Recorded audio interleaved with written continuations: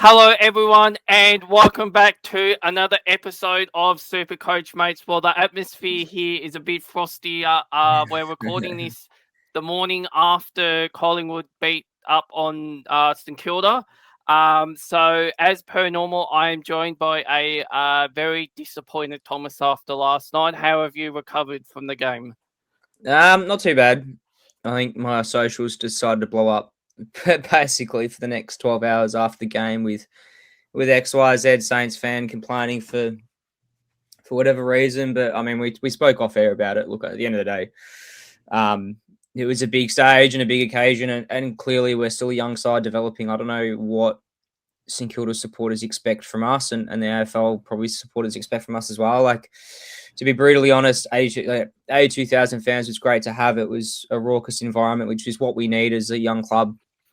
I think at this stage in time, we're not going to get that in Marvel. And as much as Nathan's going to blow his own horn when it comes to Collingwood players, I think they definitely showed up and showed why they're still, in contention for a premiership. I think we forget that, yes, they're missing Howe and Moore and whatever at the moment, but we're missing King and co. So, look, at this stage, it's one game. I don't understand where the pile up comes from. I guess because we spent a lot of money in the off season, so fans want that in, to be delivered straight away. But you compare our emerging group compared to your Dacos and DeGoey and Pendles and stuff who have played multiple grand finals. It shows where that kind of control and calmness comes from. And I think that's what made the difference. At the end of the day, it wasn't a complete smashing. It wasn't like 50 plus points. That it was only 2 goals in it, and it could have gone either way throughout that entire game. So, look, it's one game. If we lose against Melbourne next week, and there'll probably more alarm bells than not, but long season. I think even Wilkie mentioned after the game, it's a very long year ahead. So,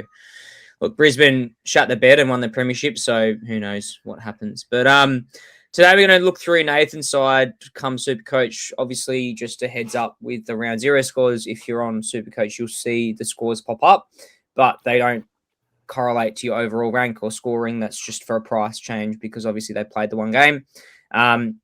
I guess, people have debated whether that should be continued on into seasons future about whether they should actually include these scores in your overalls because, you look at like someone like, just an example, like Nazai Wangani Miller only scored about 60 odd getting tagged by Perriman the whole game, and then everyone jumps off and brings Sinclair in instead. So, that's a disadvantage for people who've decided to stick fat with Sinclair from the start, but that's another conversation to be had. But yeah, Nathan's obviously, as you would know if you followed our channel for a little while, he's more of a draft connoisseur. He's done draft for a while, and Classic's not really been his thing, but I guess he's jumped on board alongside our community team, which we'll reveal later on in the week before round one.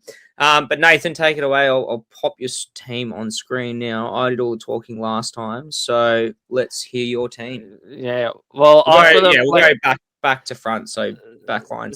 I'll start off in the back line. So all summer, I had Nasaya there, but unfortunately, I have jumped onto the Jack Sinclair bandwagon. The 143 points last night. I think that is too good to ignore. Second guy, Connor Rosie. I think he will get a lot of midfield time at Port Adelaide. Third one, my mate, Tom McCarthy, who I gave a bit of a spray in one of the earlier episodes, but he has basically not set a foot wrong all season. A bit of a late one here, but I think Lachlan Blackiston at Essendon, I'm not really sure if this guy, has ever been SuperCoach relevant, but I think without Nick Bryan there and with Draper leaving Essendon, I think he will be the number one ruckman at the Bombers for at least a little while. So I don't think he will be a long-term prospect in there. But, I'm hoping for a quick, couple of $100,000 from him. And then perhaps when the Sires dropped away in price a little bit more, I can use that money there. We move on to the rookies. So if I can spell his name, Sam Grilge, I think his name is. Couldn't pick him out of a prison lineup, but I've heard good things about him, so I'll leave him there. Jai Sarong, now this is someone who we spoke about last time. I think I'm still a little bit concerned about his role.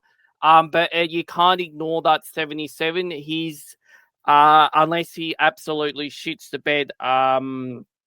You know, in the next couple of games, he will go up in price. And then on the bench, I've got Lindsay from West Coast. Again, couldn't pick him out of a prison lineup, but I've heard really good things about him.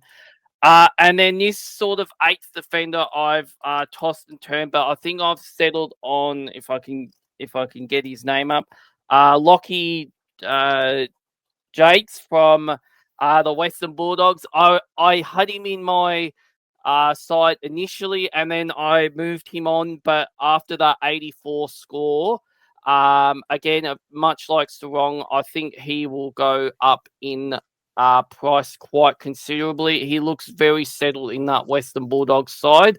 So that's the back line for my side. What do you think of this back line, Yeah, Thomas? Bit of an odd one there with Blackiston. pretty solid. I've got Caleb Windsor at D3, so I've gotten cheaper and gotten heavy elsewhere. Blackiston, yeah, look, if you're not aware about what Essendon doing, he's obviously their ruck at the moment with Nick Bryan recovering. Look, Blackiston seemed to do pretty well for the Bombers in the preseason games. He looks to be solid. Look, I could see he plays Lloyd Meek first round, so look, those rucks, I think, regardless, are going to get some solid scores anyway. Maybe not as heavy as what they did in prior years, where you pick a cheap ruck and they're going to guarantee you good scores. It's not necessarily the case. Blackiston played against us in the Pracky game and had a big leap on him, so he's got big reps on him playing against DeConning and Marshall. Yeah, so I can't knock him. He doesn't have the early buy, so yeah, safe pick, I'd say. McCarthy.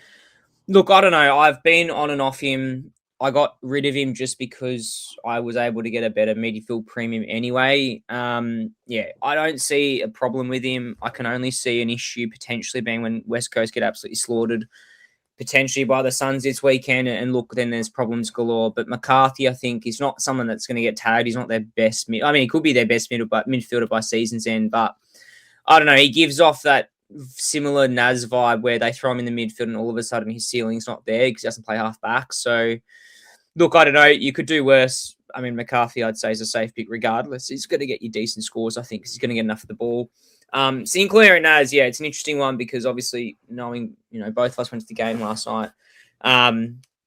Naz got absolutely blanketed by Perryman. It was a frustrating watch, I guess, as a St Kilda fan because he did have his moments, Naz, and it was about 50 at half time, and then Collingwood really decided to go hard on him and really nullify him completely. Look, I think it was a little bit too late that he pushed back to half back in the last quarter. It was a bit probably reactive to the tag or too late. Or too late of a reaction to make any serious difference. But Perryman followed him there as well. So whether or not other teams follow suit, that's yet to be seen. We play, obviously, Melbourne on the weekend. Look, I don't know. Langdon can try and tag him. He's probably nowhere near as good as a tagger as Perryman. Perryman did a seriously good job on him and could be a tagger for Collingwood. Who knows if that's the case. But, yeah, I'd say similar vein to McCarthy, where Naz gets thrown to the midfield, then his probably ceiling scores are not going to be there because what Naz was best at was racking up good disposal, using it really clean off the halfback and then damaging off the halfback line and scoring goals, whereas Sinclair's been your consistent halfback for a while. I think now the pressure is so much on Naz and co, and even Flanders could be a tag threat in through that midfield if he gets going. Sinclair, I think, is one going to be quite a safe pick, and I think he had issues last year where he was probably the one that was floating through the midfield and then he was getting tagged, but I think Sinclair's not going to move out of that half-back line. He's going to be a really important cog in that back six to really stabilise us being a young defensive line. But yeah, I'd say a lot of people are going to jump off Naz this week, and because he's obviously going to drop in price and we're going to pick him up cheaper, that's one to look at. But yeah, Sinclair, good for me. Yeah, Jai Sarong, good, solid, really impressive player. Yes, there was some issues with his job security. I think, what's his name? One of the halfbacks missing. I can't. Braden Campbell, I think, is missing the start of the season, which I think he's taken his spot and doing it quite nicely. And Lockie Jarks, the Dogs, that was probably the game in the round for me. That I didn't watch it, but I've seen the replay. And Lockie Jacks, Connor Buderick, I don't know if you've got him in your side, Nathan, but they look really, really impressive. There's also a Selwood double L, I think. Not yes, related there to is the Selwood family, but I would say, and I've mentioned this off air to other people in different group chats and Twitter and stuff, that I don't think you should pick both Lockie Jacks and Selwood. That's probably too much there that when the Dogs have a poor day or the defensive line falls apart, both of them score poorly, then you're in trouble. Whereas Lockie Jack seems to be the one that's been consistent all preseason and scoring pretty well. I made 84, you take first round. I think one thing to be wary of is, yes, you should be aware that don't pick every rookie that scored well this week and then don't expect them to score like this every single week, but having that kind of points in the bank for those common rookies like Sarong and Jacks, they're going to make money regardless of how they go, unless they get dropped, then I'd say that's a win-win. And yeah, pretty safe pick for sure. But how's your midfield looking, Nathan? Let's hear that one. Yeah, so my midfield basically hasn't really changed that much. So Bond, Butters, and Nick Dacos, I don't think you can go wrong with any of those three players. I think there has been a few question marks about Bontempelli with his price, but I don't see him dropping under sort of that 600k mark. So I'd rather just pay for him now. Butters out of contract. We know that players who are in contract years do tend to perform better because they've got more incentive to. And then Nick Dacos, obviously, we're recording this post game last night, but I can't say much more about him. I mean, he had 41 disposals. I guess the only thing on him is perhaps he doesn't win as many contested ball, but if you can kick the ball as well as he does, then you're going to keep scoring points. The next one now, this play here, I have tossed and turned, and I've gone back to him. Hayden Young. I think the only concern I have with this pick is kicking. I already think he's probably Fremantle's best midfielder. It's just a question here of, can he use the ball well enough? I have had a few other guys in this position. So I've had Goulden, I've had Oliver, but in the end, I've sort of settled on Young for this one. The next one, Darcy Parish, hasn't put a foot wrong all preseason at the Bombers. As long as his body holds up, he's definitely significantly better than than that price. And then in the midfield, Jaeger Smith, obviously, very good in the preseason for Carlton. Perhaps got a bit of a reality check like all the Carlton players did on Thursday night. So I think he will be better for the run and the game there. Dyson Sharp, I've heard really good things about him. I think Essendon see him as a potential future leader. So, that's a huge rap for someone who's just come into the club. I have also listened to Thomas, if I can spell his name, Jack Carroll. Only scored the 54 last night, but he did have a good role there, sort of across that half back line. With Nasai getting, more midfield time and swung all over the place. I think if Carroll can settle at half back, I think that will sort of really help his scoring and sort of bring him back to relevance. The next one, if I can spell his name as well, Farrow from Essendon. Again, the only risk here, I guess, is having three players from the same side in one position. I generally don't like it. But I think there's, I've heard good raps about him, so we'll see how he goes here. Chase Jones, it's a bit of a late one here, but I think there is a spot for him in Adelaide's midfield if he can just get his body right. Again, only being 119k. If he's not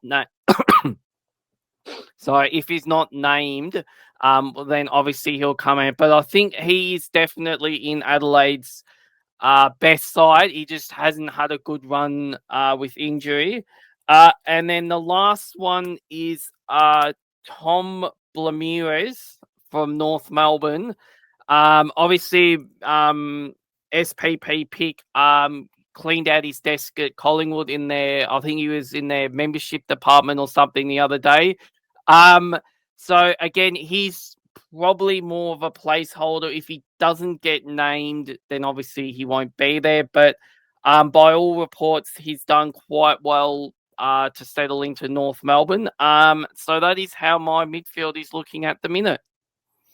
What do you think about that, Thomas? Yeah, nice one. I mean, you can't go wrong with the big three: Bont, Butters, and Dacos. Yeah, pretty solid team overall with those big three. I guess you're paying up for them and you're paying up for the scoring. I'm gonna play a bit of devil's advocate because I did see this last night. I know Abs Magic, who we've done a little bit of collaboration with early days. He mentioned a stat which it's a little bit raising for concern. So if you're not aware of how Dacos got his 117 SuperCoach points last, I'm going to use him as an example. He got 41 disposals and didn't use the ball over less. He probably didn't have the disposal efficiency and the turnovers that might constitute in that. But 41 disposals at a pretty good disposal efficiency rate should not correlate to 117. I don't know what the goal is. Bontempelli as well. I didn't watch that game, so I can't really give some of my opinions, but I know he scored 3 goals in that game. I'm assuming they came at decent times. They weren't junk time goals, that's for sure, with how close the game was. So, I don't know. It's put me off a little bit picking these Bont and Pelly Dacos. I can tell you now that I haven't got Bont and Dacos. I'm not starting with them. I don't know. It just seems a little bit funny with how the scoring has been. Yes, Sinclair got 143. Josh Dacos got 136. I don't know how that looks like. They were halfbacks. I don't know if that's conduit of a different way of scoring, and SuperCoach hasn't been really transparent with us, but there's definitely something up with these midfielders because none of them scored massive over the weekend. Like Lockie Nord played a really, really good game, only scored 120. Errol Goulden, Walsh were almost best on ground for both of their sides. Maybe not Goulden, but Walsh definitely. He only scored 113, 114. Goulden the same. Clayton Oliver, Caniglio, they dominated for the Giants, topped out with 122. So I don't know. It could be just this week and how it's gone, but something just maybe it's more uncontested footy, maybe it's more free-flowing footy with the less congestions they're trying to do. I don't know. But something tells me that you're going to be okay if you don't pick Bont and Dacos and like 600 plays. Butters, one that I'm going to pick anyway because we haven't seen him play yet, and Butters is very capable of scoring 170 pluses. But I think if I can save myself 100 or 200K by going down a rung, I think I'd rather that. Parrish and Young, yeah, can't go wrong. You probably want to keep an eye out, Nathan, on Young's injury concerns. Apparently, he came off the track with ice on his calf again. So, look, I don't know if you're great. even round one. I'd say Cogs is another good alternative. From what I've seen on socials, it seems to be having a pretty bad role, but plays it really well. So off that half forward flank, pushing to the midfield. But they need mids at the moment. The Giants, they're missing a fair few soldiers. Parrish, yeah, can't go wrong with him. I think it was a little bit disappointing in the practice games, but he's going to score you pretty well. I think he's going to get enough of the ball that it's not a concern. Look, he might be a tag threat, but Merritt's probably the one. Jaeger Smith should be everyone's team. Seriously, he's one of the best young players going around at the moment.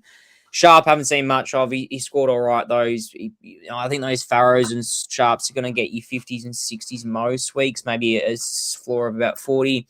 Carroll, coming from a St Kilda perspective, looks really, really, really good. Really calm and composed. Did Stocker's role, so I don't know if they'll.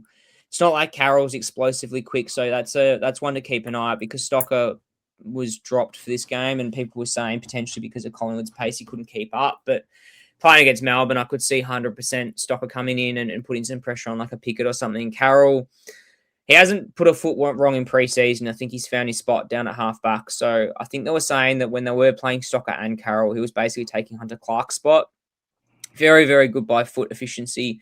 Probably had a few clangers here and there in the high pressure situation, but yeah, can't knock Carroll at all. Talked about Farrow. Is that Chase Jones in Adelaide? Is that what you're saying? Yeah, he's not a bad pick if he gets selected. I didn't even realise he was at that price. But yeah, he could be one that's not bad. Blow Marys or whatever his name is from North at a basement rice. I think everyone should have him in his side because, yeah, he looked really, really good against Collingwood. Yes, they were playing their VFL side essentially against North, but looked really composed on the ball and scored a few goals. At 99K, can't go wrong. I think he's one that or him and say even a Carroll, like, this is where the whole conversation where in years gone past, you always say have an R3 that's not playing, so you're guaranteed a second crack at captaincy. I think that's probably past now with some of the hard cash generation that you can get or can't get from rookies. So, if you have a Blake Marys or a Carroll or a Chase Jones, or whatever, that doesn't end up playing, gets dropped by round 3, at least you've got some coverage elsewhere and you get that loop as well. So I think you should try your best to get a playing bench at round 1 at least, so that when rookies start dropping like flies with injuries and selection issues, then at least you got coverage. But nice one, Nath. Looks pretty good. I guess the one thing is I think you either go down that route of picking the 3 big dogs, which is Butters and Dacos, or you try and save money I've gotten rid of Bont and Dacos for now to see how my team looks, and I'm pretty happy with how it's up, just to give you a bit more cash elsewhere, because I'm considering I'm batting pretty deep to basically M7 with my mids to avoid some of the rookie scores down there, because they seem the weakest. But how's your ruck line looking up? Are you going McAndrew R2? I think that's a big conversation at the moment. Or are you going 2 premium rucks? No, I'm going the 2 premium rucks, but I will just quickly touch on that. I think midfield scores will be down this year, and I think it's purely because I don't think there's going to be as many stoppages with the new last touch out of bounds or last disposal out of bounds rules. I think that's probably saving 4 or 5 stoppages a game. So perhaps all of those midfielders, they might come back 5 or 10 points a game just for that reason. But yeah, time will tell on that one. So the ruck line for me is the easiest position on the ground. I basically have not touched this all summer. So Luke Jackson, I think he will be a big benefit of the new rule. Tom De Koning, I know Thomas has had some interesting comments with me about picking Tom De Koning, but I think I just saw last night, I think that sort of vindicated my reasons for picking him. He just looked, a class above in that center ruck, especially. Obviously, I've got my stats behind the scenes, which I'm not going to share with you guys yet. But yeah, I think out of all the sides, I think St Kilda had the most hit outs to advantage. And probably a huge part of that was Tom De Koning. So, I feel quite comfortable picking him now. And then the third one has to be, if I could find him, where is he? Lachlan McAndrew. Yeah. I think he's now Adelaide's number 1 ruckman. So I think I do sort of agree with Thomas, where gone in the days, you'd pick a 102k ruckman and they were basically just there as a loophole option. But with McAndrew and Reedy, who unfortunately has been squeezed out of the side, I think that these days are perhaps over with trying to pick the 119, or the 102k or the 99k ruckman and just leaving them on the bench the whole season, especially when you've got that. So that's my ruck line. Yeah. So I agree with what Nathan's saying. Look, I think if you do go 2 rucks, you've got to. I know a lot of people that have gone McAndrew R2, including myself, and I know, just as a bit of a spoiler with our community side, I think we've got R2 McAndrew with how the vote settled. But Jackson, De Koning, look, they're the 2 most athletic rucks in the comp, bar English. So if you go on by that logic and how that's going to go, they're probably going to score quite well. Jackson, I think he's an interesting one because I had him all season, all preseason, got rid of him.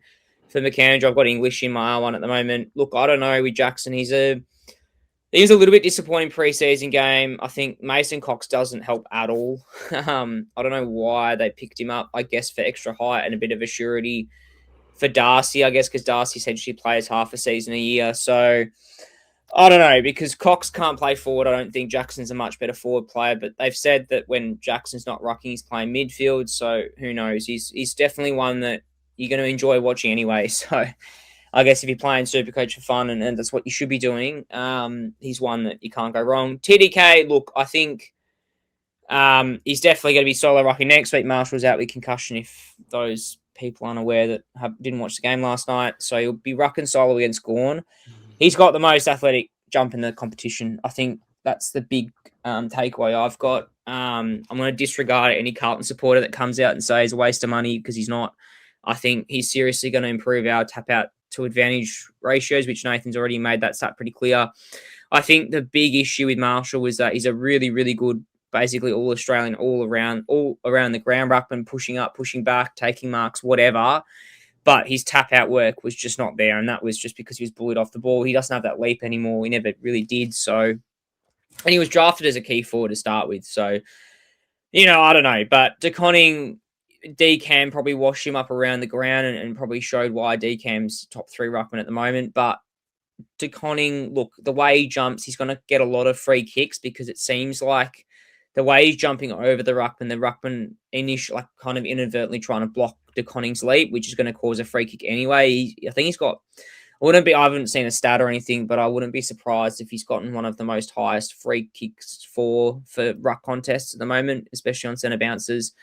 Look, that synergy is going to come. Naz has only just started playing full-time mid, solely full-time mid. Like, we saw that transition from halfback to full-time mid recently, end of last year. But this year, this was the first game. I mean, it's a hard game to play on Perriman's up your arse all game. We're going to see a lot of TDK and Naz all year, I think. Even Flanders is going to get used to it. It's hard enough as it is to gel as a side with, if it was a Marshall to a Flanders and whatnot. But when you have a new ruck and a new midfield group, it's going to take some time to get used to the synergy. And we've seen it in patches where DeConning just takes the tap out and it's straight down the throat to Naz. So, look, he's one that I think you can't go wrong. Just be careful with we've got the early buy. So I think if you've stacked up on Saints players already, just be wary of it. DeConning's not going to go up and down in price too much, I don't think, unless he does really well against Gorn. I could see him getting another 90 to 100 already against Melbourne. Then we play Brisbane, which I think you're going to get a better score out of with Brisbane's ruck issues. But yeah, really solid line. I think they're 2 really safe picks. The only other one I'd probably entertain is English. I don't think Gorn, Grundy, and Sherry, definitely not Sherry with the new rules. Grundy, I think he's probably very, very consistent. That price is quite expensive for him, though. I think you can probably get him at a better price, and he's got the buy. So yeah, DeConning and Jackson too much of a worry. But what are your thoughts on your forward line, Nathan? This is probably one in the past that has caused a lot of issues, because there seems to be either not enough primos or too many mid prices or not enough mid prices and so forth. But it seems like this year that you can go pretty deep in the forward line and take a lot of risks in this line. Yeah, well, that's sort of what I've done here. So I'll start off at the top. So Harry Sheasel, if he can just settle on a position at North Melbourne, I think his scoring can go up. Now, unfortunately, like Sinclair owners, unfortunately, I'm in this camp. I've had Christian Petrarca most of the summer. So to see him go absolutely gangbusters against Geelong, I was happy, but at the same time, it is a little bit frustrating, because everyone's probably who was undecided about that M2, they might have had a Darcy or a Pickett or someone like that. I think a lot of people are going to jump on board Christian Petrarca, but I'm happy to back him in. F3, Sam Flanders started off really slow last night, but grew into the game as it went on. I'm perhaps hoping for a little bit better than 77, but I think it was a good start for him. I think he'll only get better as he gets more used to the waste and kilter play. Next one's the Sam Lawler. I'm denied about it, but I think I'm going to stick fat with Lawler. I think he's been training over the summer as a full-time mid. So, he's got X factor. I guess the only question mark might be his Hank and the fact that it's his second year. But, if he can get a free run with injury, I can't see why he can't get up among those higher forwards. Next one, Mateus Philippou. Look, he got beaten by Dacos a couple of times last night, but I'm not really that bothered. I think a lot of people are going to get beaten by Nick Dacos. Bargain basement price. I think he's definitely in St Kilda's best 23. I'd be interested to hear Thomas's thoughts when I'm done, but yeah, I don't think you can go wrong there with him. Next one, so Todd Marshall, a forward eligible, but has been playing as a defender. So this one here, I think that role will really suit him. Down in the back line at Port Adelaide. Next one, so Leo Lombard. Leo Lombard scored the 69. I think he's in Gold Coast best side now. It's one of that sort of small forward, roving forward type. I think those guys like Ainsworth who've left there have really opened a spot for him. So I can see him maybe not 69 every week, but maybe a good solid 45 to 50 point player every week, and he will go up. And then the last player here, Devin Robertson. So normally I don't like picking players at rookie price who have moved clubs, but I think Devin Robertson is a different case because I think he is quite a good player. I just think because Brisbane's midfield battered so deep, that he just unfortunately never got a look in there. But I can see him flourishing at West Coast, and because I'm on here, I'll do the flex again. Someone who I've had most of the preseason. Went gangbusters in the first quarter last night and then sort of got managed. But Jordan DeGoey, he looks back to himself. Perhaps didn't spend as much time on the ball as what I thought he might. But, if he's bobbing up and kicking 2 or 3 goals a week, he will keep scoring these sort of 80 to 90 points. So that is my side as it stands. I will timestamp this. It is 11 a.m. on March the 9th. The first game's on Thursday the 12th. I have no doubt that there will be a few changes between now and then, just as as rookies get named or as clubs hand debuts to players and whatnot. But at the time of recording, that is my current side. Yeah, nice one. Look, the forward line, Petrarca, I think is a must. We had our doubts. I know I've said on previous podcasts he should be playing more forward and rotating with someone like Miller. Look, Rao changes a few things when he comes back in, but 170 to start with just shows how dominant he can be. And I think we're going to see the best of Petrarca in a team that's not in the Melbourne bubble and the Melbourne Eye so much. So, yeah, I'd say you just got to pick him. Look, I've said before, if he was midfield, maybe you'd think twice about it. But forward, you've just got to have to pick him. Like, the main other person was Cosy Pickett, and he's probably going to score similar-ish scores anyway. So Petrarca having that 170 in the bank is going to go up in price. Seasel, you got to pick him again. He's going to score well. Flanders, yeah, he's an interesting one.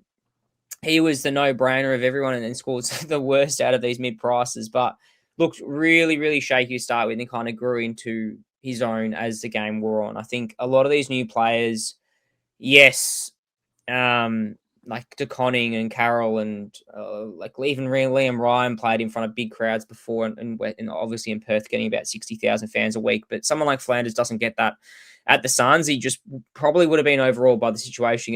Gets thrown straight into our midfield starting 3. There was definitely passages where I saw Flanders back to his best. I don't know when it was, but that third quarter he kind of got the ball towards inside 50, kind of changed direction and pivoted straight into Sharman or Owens. Just a beautiful kick. So, look, I don't know. He's one that I think I've got very, very high hopes for. Whether or not that's realistic or unrealistic, who will know? So, yeah, he's one that I think you just can't go wrong with. He's going to dominate games 110%. There's going to be times where he'll get 130 pluses. Sam Layla, is that Sam Layla at F4, Nath? Yep, Lawler. Yeah, Lawler, I think he's one that's going to play a lot of midfield time this year. He did really impressive in the match sim against Melbourne or the practice game.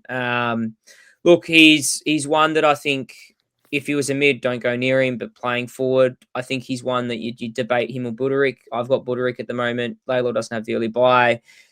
He's in and around the ball, and I think he's going to get that Dusty Martin kind of treatment where he'll play stints up forward, stints in the midfield. Look, I don't think it's going to be a situation where he's going to struggle so much. These floors going to be really bad. Look, we don't know exactly how he's going to go in a pressure situation in the midfield, or he gasses out and spends half a quarter, full quarters forward. So I think his split's going to be quite interesting, but I guess you can't go wrong. They play Carlton first up. Look, he could go bananas against him. Philippou, yeah, he's one that I think we're finally starting to see him deserving of that spot in the middle three. He was up and down. Look, I think a lot of people forget he's only like 2021, so he's got lots of footy ahead of him, and already been likened to Bontempelli and Fife. I think it's unrealistic to say, oh, he's nowhere near a Fife or Bontempelli. The kid's 2021, so look, he's still got another 4 or 5 years and to build out his body. The guy's a freak as it is already. He's got that confidence and swagger we desperately needed in that midfield mix. And he's also been injury plagued for the last 2 seasons. This is the first year where he's had a pretty good preseason. He's now going to put a body of work together. So hopefully, touch wood for his sake, he doesn't get injured again. And I think we're going to see the best of Philippou this year, and really demonstrate why, or highlight why we rated him so highly when he came through the doors at Moorabbin. Todd Marshall, look, he's playing off that back line now. I'm not sure. I'm pretty sure he's an intercept marker rather than a key defender. Look, he looked pretty good in that Pracky game. I think there were serious alarm bells raised in the match sim where he only played half a game and scored 6 or something. So got to be careful. Look, defending, you're going to probably actually accrue more points than if you played forward. Forward, you always risk of getting no goals and absolutely having a stinker. I think they're going to get enough ball down there at Port where his height's going to become a big important factor for the power, and how he uses that ball is another thing. But I think he's going to be like very similar to Jack Silvani in St Kilda, where he's going to score pretty well, and he's obviously cheap at a rookie price. Lombard and Robertson, I think they're no-brainers. Lombard, I think, is going to benefit from how good the Suns will be. And I think you just have to pick him. He scored pretty well. He didn't score that many goals in that game as well. So he's an impact player. I think he's like your Pickett's and stuff where he's going to score pretty good. Regardless, Dev Robertson's one that really impressed me. I think he's the pick of the bunch between him, Schoenberg, and McRae. I think you got to pick him. He's starting off a wing in against with the Eagles, and I think Nath's spot on there, where he said that when he was at the Lions, he just didn't have that opportunity. They batted so deep that we probably didn't see the best of Dev Robertson. Every time he did play for the Lions, it was pretty good. So at West Coast, he's going to get the pill. He's going to get enough of it. He's probably a safe on-field option if you want to go down that route. And DeGoey, yeah, absolutely scared the living shits out of me when he scored about 2 to 3 goals in quick succession last night. I think he's one that is going to really benefit from having that kind of down season and time to refresh and recharge and be right for 2026. His body's going to be the main issue, I think, for him. He's so prone to some of these soft tissue injuries. And look, I think he's going to play that dusty role where he plays stints in the midfield and plays a lot up forward. Is it worth starting in your side? As a flex, I don't mind it. If you were banking on him being a starting 3 or 4 forward, probably not. They have the bye as well, but you can't go wrong at all with DeGoey. I think if he can find his best form as he did, I think we're going to see the best of Collingwood. I think, yes, they're an aging list, or you guys are an aging list, and we got there are holes to fill up and stuff, but a fit DeGoey means a fit Collingwood, and for sure, I think we're going to see the best of DeGoey for the future. So we'll see how we go with obviously both our sides being locked and loaded for the start of, or I'll release my final one on Twitter later this week. I think for the community team, what I've decided is that we'll just leave that because basically you guys, if you follow us on Twitter and stuff, I know we was going to say we'll do a team reveal, but I think we're going to be talking about the same players anyway, majoritively speaking. I don't think the votes didn't really sway to a certain pick at all. But I think what we'll do is we'll release that towards the start of the week next week and give you a taste of what you guys have selected. I think the only rule that we should be allowed to do is if say you picked if your vote was a Finn McRae and we pick him in based on his thing and he doesn't get selected, we can have the right to swap someone else out. But other than that, that'll be part of our weekly review when it comes to Monday night. We're going to try and record these on a Monday so we get them out before the early starts on the Thursday. But yeah, that community team is all up to you guys. What we'll do is we'll give you some options for trades. We can't completely just leave it up to you. Otherwise, we're listening to one person as a final option. But we'll give you an option to deal with, an option of 3 or 4 players you want to trade in and out, or who you want to trade in and out. So that'll dictate entirely on you guys. That's on our SuperCoach mates email account as well. But other than that, hopefully you guys have a good start to your week. And yeah, Thursday night, Richmond Carlton, the official start of the AFL. I don't know how long this round 0 bullshit's going to go on for much longer, but round 1, be there, Carlton Richmond, and we'll catch you for the next week's recording.